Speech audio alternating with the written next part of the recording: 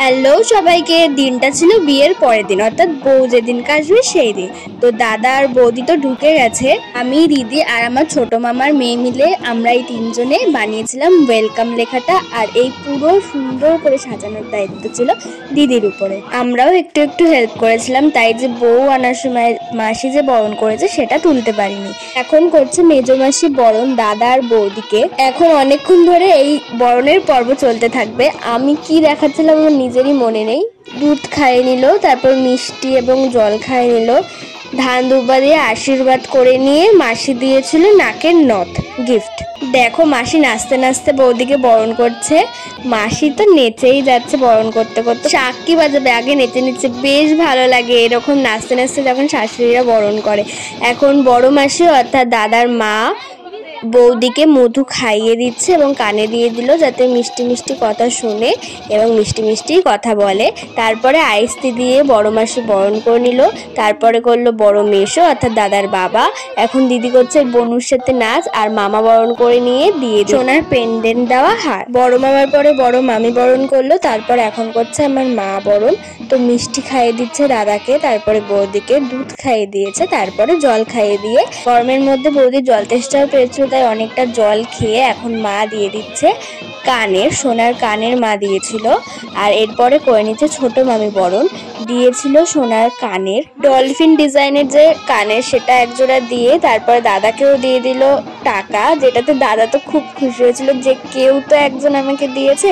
এরপরে এখন আমাদের সবার নাচ শুরু হয়ে গেছে। তো এক একজন করে প্রথমে ছোটরা শুরু করেছে দাদাকে নিয়ে নাচ, তারপরে বড় সব পার্টিরা করেছে বৌদিকে নিয়ে নাচ, তারপর সবাই মিলে আমরা একসাথে নাচ করছি, যেটা দাদা বৌদি মেশো মানে দাদার মা বাবা সবাই মিলে নাচ করেছে।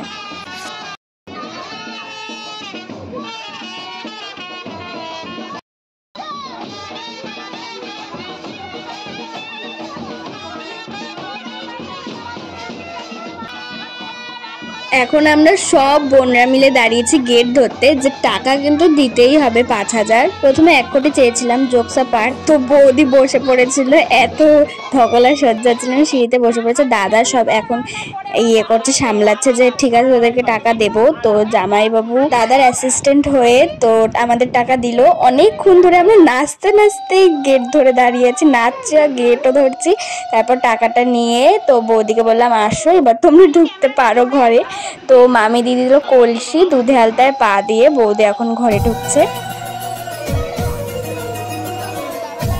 ঘরে ঢুকেই প্রথমে করে নিল ঠাকুর ঘরে গিয়ে ঠাকুর নমস্কার। এরপর তো নানান রকমের খেলা হবে। তো দেখো সবাই দাঁড়িয়ে, এরপরেই সবাই বসে পড়বে খেলার জন্য, খেলা দেখার জন্য আর খেলা বলে দেওয়ার জন্য, মানে সবাই আর কি ইনস্ট্রাকশন দেবে, সেই অনুযায়ী দাদা আর বৌদি কাজ করবে। তো প্রথমেই বড় মাসি দিয়ে দিল অর্থাৎ দাদার মা দিয়ে দিল গোপাল বৌদিকে, কত মিষ্টি।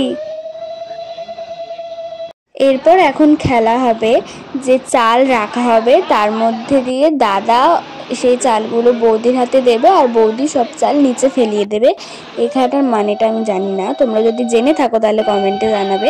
সেম জিনিসই দাদার ক্ষেত্রেও হবে, 3বার করে দুজনের হবে। তো তারপরে নেক্সট খেলা হচ্ছে দাদা চাল নিয়ে অনেকটা দূরে সেই চালটা রাখবে এবং বৌদি সেখান থেকে নিয়ে এসে এক জায়গায় রাখবে যেই জায়গায় চাল ছিল। তো এইভাবে গুছিয়ে রাখবে। সেম জিনিস বৌদিও অনেকটা দূরে চাল রাখবে এবং দাদা কাছে নিয়ে এসে জায়গায় রাখবে। খেলাগুলো তো দেখতে ভালো লাগে, কিন্তু মানেটা তোমরা যদি জেনে থাকো কমেন্টে কিন্তু কেউ জানাতে ভুলবে না, ঠিক আছে। এরপরে নেক্সট খেলা ছিল চালটাকে যত পারবে ছড়িয়ে দেবে বৌদি, আর দাদা সেটাকে সুন্দর করে গুছিয়ে কাছিয়ে নিয়ে এক জায়গায় রাখবে, সুন্দর করে রাখবে যাতে মানে সংসারে অগোছালো করে রাখলে যাতে সুন্দর করে সেই জিনিসটা দাদা এবং বৌদি কতটা সুন্দর করে গুছিয়ে নিতে পারে, সেটাই আর কি। হয়তো এবার তোমরা কিন্তু মানেটা কমেন্টে জানিও আমি যদি ভুলভাল বলে থাকি। এর পরের খেলাটা ছিল এই ঢাকনা দেওয়া প্রদীপটায় প্রথমে দাদা অনেকটা দূরে ঢাকনাটা রেখে দেবে এবং সেই ঢাকনাটা বৌদিকে নিয়ে এসে আস্তে করে রাখতে হবে প্রদীপের উপরে, যাতে কোনো আওয়াজ না হয়। এবং আবার সেই জিনিসটা আবার দাদাও করবে, রাখার সময় যাতে আওয়াজ না হয় এবং প্রদীপটা ঢাকার সময় যাতে আওয়াজ না হয়। তো এটাই ছিল, যাতে ওই সংসারে টুকটাক যাতে ঝামেলা না হয়, শব্দ না হয়, এরকম টাইপের কিছু মানে হবে হয়তো। তো তোমরা কিন্তু কমেন্টে জানিও, বারবার বলছি, যদি জিনিসগুলো তোমরা জেনে থাকো তাহলে কিন্তু কমেন্টে জানাতে ভুলো না।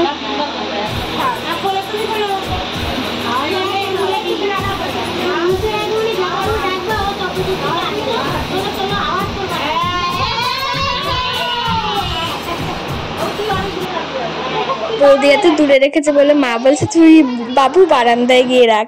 তো এখন এই নিয়মটা, এই খেলাটা তো সবাই জানো, যে ছেলের মুকুটের থেকে একটুখানি ভেঙে এবং মেয়ের মুকুটের থেকে একটুখানি শোলা ভেঙে সেটা জল ঘুরিয়ে দেওয়ার পরে সেই দুটো ছেড়ে দিতে হবে। এবং বর বউ যদি একসাথে মিলে যায় তাহলে তো সবসময় একসাথেই এরকমভাবে চিপকে থাকবে। আর যদি দূরে সরে যায় বা দূরে দূরে চলে, তাহলে বউ যদি বরের পেছনে চলে তো সেরমভাবেই নাকি সারা জীবন বা সারাটা সংসারে এরকমই হবে। তো এরপরের খেলাটা ছিল, আমার দিদি কয়েকটা কড়ি লুকিয়ে রেখেছিল দরজার পেছনে, তো বৌদি গিয়ে সেটা তুলছিল এবং দাদা মানে দেওর বৌদির, তো সেই দেওর হাতটা থামিয়ে বলছিল যে না বৌদি আমার বিয়ের জন্য তুমি রেখে দাও। সেইটা করতে গিয়ে যা রগড় হয়েছে, দাদা তো বলতেও পারছে না, আর দাদাকে বলছে আরে বল বল, দাদা তো বলতে পারছে না। আর আমরা এদিকে হেসে গড়াগড়ি খাচ্ছি। তারপর দাদা অ্যাটলাস্ট বলেছে আর আমরা সবাই চিল্লে উঠেছি হেসে। বৌদি দেখে নিল দুধ উতলানো, যাতে সংসারের সব কিছু ধন সম্পদ উতলে ওঠে। তো এরপরে মাছ ধরার পালা, যেটা বৌদি পারছিল না, তো একটা মাছ তো ভেতরে ঢুকেই যায়, খাটের ভেতরে ধরা বলছিল না আর একটা যে মাছ আছে সেটা ধরো। তো বৌদি লাস্ট অব্দি ধরেছে কিন্তু মাছ, ঠিক আছে।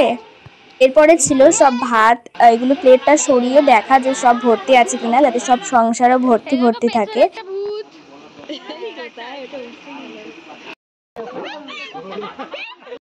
তো মামা আর মামিকে বারবার পোজ বলে দেওয়া হচ্ছে, মামি আর মামা লজ্জা পাচ্ছে এটা করতে। তো এখন আমরা সবাই লাস্টে সব রকমের ফটোশ্যুট করে রিল করে আজকের দিনটা এইভাবেই শেষ করলাম।